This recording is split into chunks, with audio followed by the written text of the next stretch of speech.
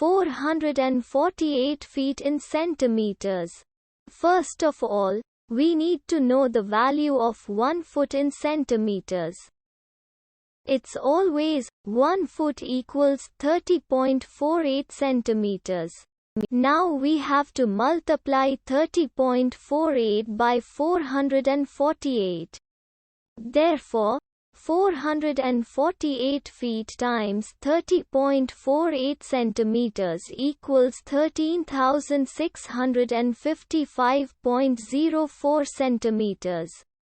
So, in other words, 448 feet equals 13,655.04 centimeters. We hope you have enjoyed this video. Please like and subscribe to our channel for more videos like this.